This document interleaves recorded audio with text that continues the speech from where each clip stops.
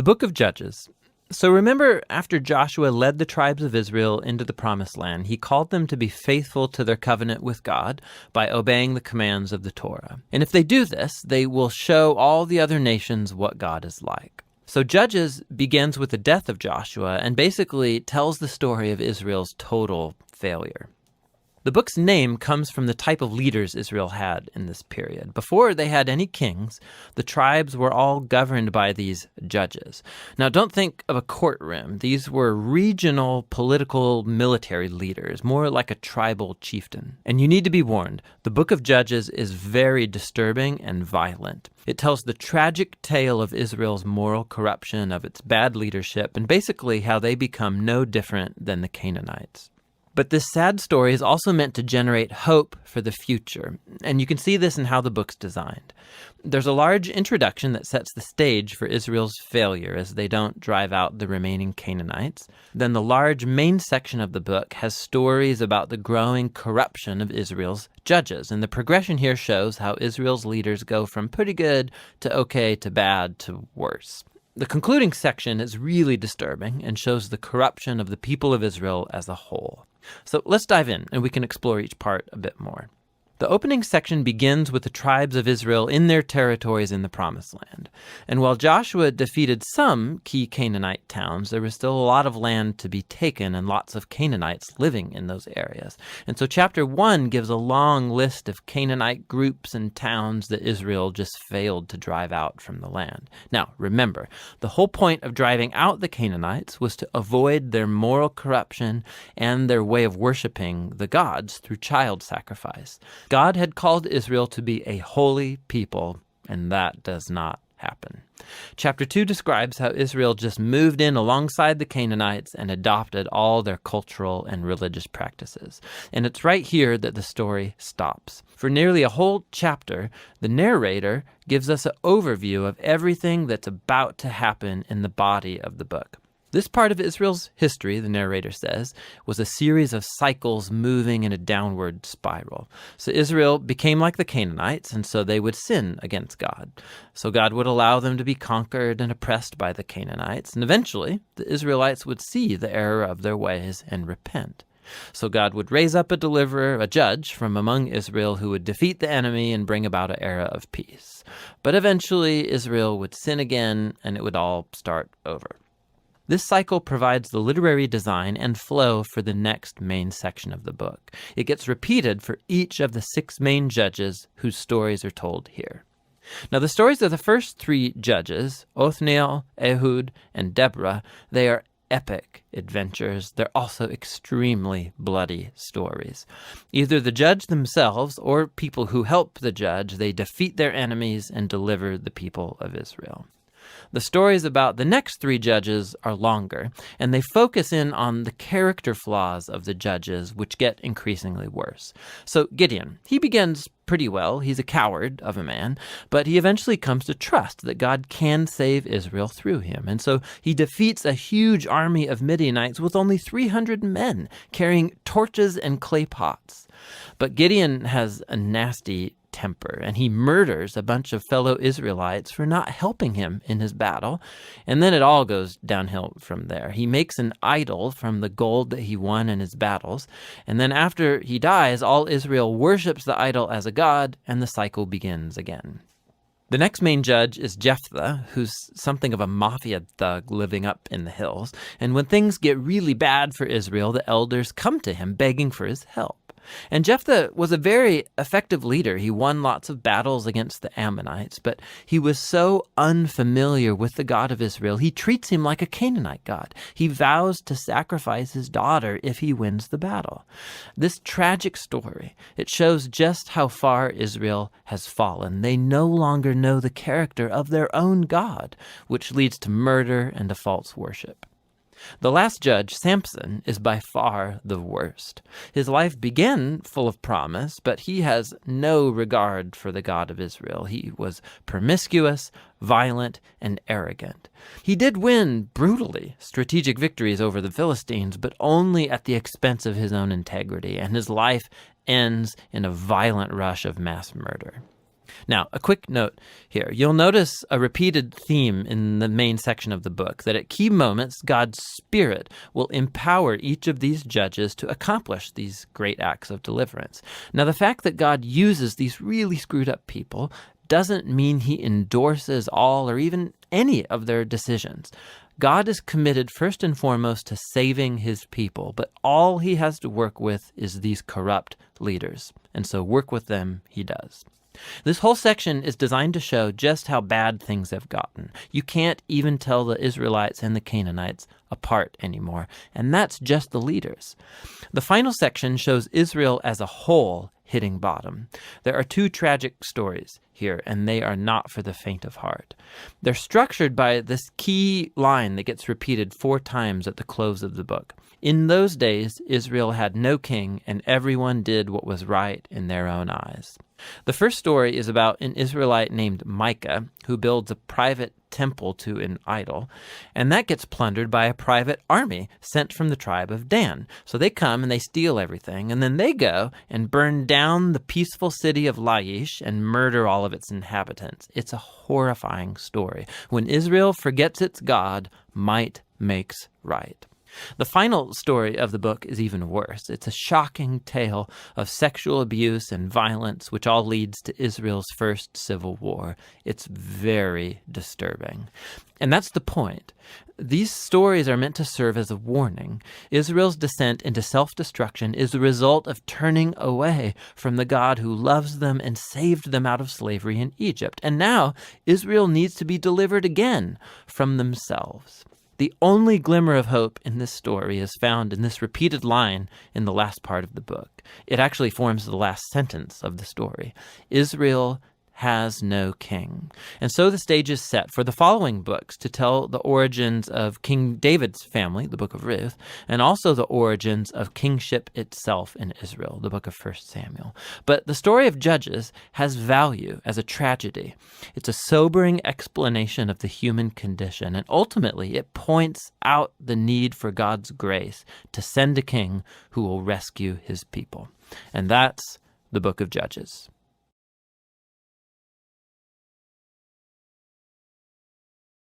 Judges 1.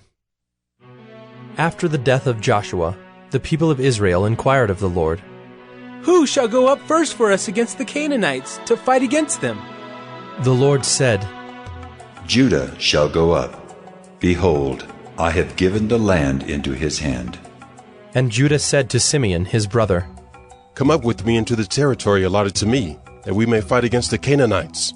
And I likewise will go with you into the territory allotted to you. So Simeon went with him. Then Judah went up, and the Lord gave the Canaanites and the Perizzites into their hand, and they defeated 10,000 of them at Bezek. They found Adonai-Bezek at Bezek, and fought against him, and defeated the Canaanites and the Perizzites. Adonai-Bezek fled, but they pursued him, and caught him, and cut off his thumbs and his big toes.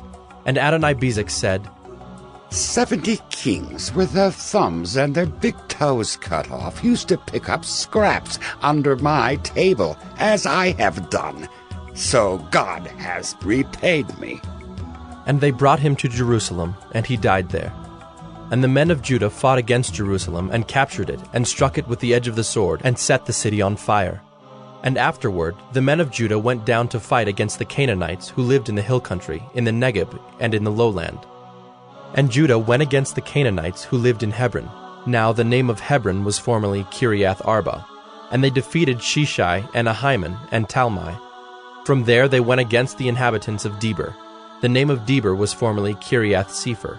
And Caleb said, He who attacks Kiriath Sepher and captures it, I will give him Achsah, my daughter, for a wife. And Othniel, the son of Kenaz, Caleb's younger brother, captured it. And he gave him Achsah, his daughter, for a wife. When she came to him, she urged him to ask her father for a field. And she dismounted from her donkey, and Caleb said to her, What do you want? She said to him, Give me a blessing. Since you have set me in the land of the Negeb, give me also springs of water. And Caleb gave her the upper springs and the lower springs. And the descendants of the Kenite, Moses' father-in-law, went up with the people of Judah from the city of palms into the wilderness of Judah, which lies in the Negeb near Arad, and they went and settled with the people. And Judah went with Simeon his brother, and they defeated the Canaanites who inhabited Zephath, and devoted it to destruction. So the name of the city was called Hormah. Judah also captured Gaza with its territory, and Ashkelon with its territory, and Ekron with its territory. And the Lord was with Judah, and he took possession of the hill country, but he could not drive out the inhabitants of the plain, because they had chariots of iron. And Hebron was given to Caleb, as Moses had said. And he drove out from it the 3 sons of Anak. But the people of Benjamin did not drive out the Jebusites who lived in Jerusalem. So the Jebusites have lived with the people of Benjamin in Jerusalem to this day. The house of Joseph also went up against Bethel, and the Lord was with them. And the house of Joseph scouted out Bethel. Now the name of the city was formerly Luz. And the spies saw a man coming out of the city, and they said to him, "Please show us the way into the city, and we will deal kindly with you." And he showed them the way into the city. And they struck the city with the edge of the sword, but they let the man and all his family go. And the man went to the land of the Hittites, and built a city, and called its name Luz. That is its name to this day. Manasseh did not drive out the inhabitants of Bethshean and its villages, or Taanach and its villages, or the inhabitants of Dor and its villages, or the inhabitants of Ibleam and its villages, or the inhabitants of Megiddo and its villages, for the Canaanites persisted in dwelling in that land. When Israel grew strong, they put the Canaanites to forced labor, but did not drive them out completely. And Ephraim did not drive out the Canaanites who lived in Gezer, so the Canaanites lived in Gezer among them. Zebulun did not drive out the inhabitants of Kitron, or the inhabitants of Nahalal, so the Canaanites lived among them, but became subject to forced labor. Asher did not drive out the inhabitants of Akko, or the inhabitants of Sidon, or of Olab, or of Akzib, or of Helba, or of Aphik, or of Rehob. So the Asherites lived among the Canaanites, the inhabitants of the land, for they did not drive them out. Naphtali did not drive out the inhabitants of Beth-Shemesh, or the inhabitants of Beth-Anath, so they lived among the Canaanites, the inhabitants of the land. Nevertheless, the inhabitants of Beth-Shemesh and of Beth-Anath became subject to forced labor for them. The Amorites pressed the people of Dan back into the hill country, for they did not allow them to come down to the plain. The Amorites persisted in dwelling in Mount Heres, in Ajalon, and in Shaalbim, but the hand of the house of Joseph rested heavily on them, and they became subject to forced labor. And the border of the Amorites ran from the ascent of Akrabim, from Selah and upward. Judges 2. Now the angel of the Lord went up from Gilgal to Bochim, and he said, I brought you up from Egypt, and brought you into the land that I swore to give to your fathers. I said, I will never break my covenant with you, and you shall make no covenant with the inhabitants of this land. You shall break down their altars. But you have not obeyed my voice. What is this you have done? So now I say, I will not drive them out before you, but they shall become thorns in your sides, and their gods shall be a snare to you. As soon as the angel of the Lord spoke these words to all the people of Israel, the people lifted up their voices and wept, and they called the name of that place Bochim, and they sacrificed there to the Lord. When Joshua dismissed the people of Israel went each to his inheritance to take possession of the land. And the people served the Lord all the days of Joshua, and all the days of the elders who outlived Joshua, who had seen all the great work that the Lord had done for Israel. And Joshua, the son of Nun, the servant of the Lord, died at the age of 110 years. And they buried him within the boundaries of his inheritance in Timnath-Heres, in the hill country of Ephraim, north of the mountain of Gaash. And all that generation also were gathered to their fathers. And there arose another generation after them, who did not know the Lord or the work that he had done for Israel. And the people of Israel did what was evil in the sight of the Lord, and served the Baals. And they abandoned the Lord, the God of their fathers, who had brought them out of the land of Egypt. They went after other gods from among the gods of the peoples who were around them, and bowed down to them, and they provoked the Lord to anger. They abandoned the Lord, and served the Baals and the Ashtaroth. So the anger of the Lord was kindled against Israel, and he gave them over to plunderers who plundered them. And he sold them into the hand of their surrounding enemies, so that they could no longer withstand their enemies. Whenever they marched out, the hand of the Lord was against them for harm, as the Lord had warned and as the Lord had sworn to them. And they were in terrible distress. Then the Lord raised up judges, who saved them out of the hand of those who plundered them. Yet they did not listen to their judges, for they whored after other gods and bowed down to them. They soon turned aside from the way in which their fathers had walked, who had obeyed the commandments of the Lord, and they did not do so.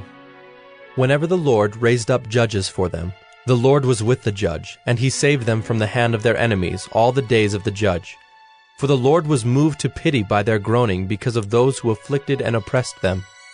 But whenever the judge died, they turned back and were more corrupt than their fathers, going after other gods, serving them and bowing down to them. They did not drop any of their practices or their stubborn ways. So the anger of the Lord was kindled against Israel.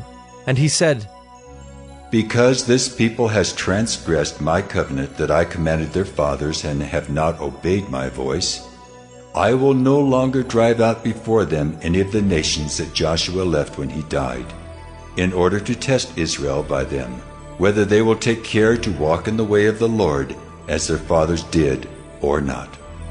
So the Lord left those nations, not driving them out quickly, and he did not give them into the hand of Joshua.